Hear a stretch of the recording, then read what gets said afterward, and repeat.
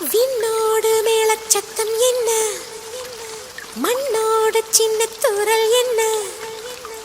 எங்கேதான் சென்றாயோ இப்போது வந்தாயோ, சொல்லாமல் வந்தது போல் இல்லாமல் போவாயோ, தப்பாமல் மீண்டும் சந்திப்பாயோ,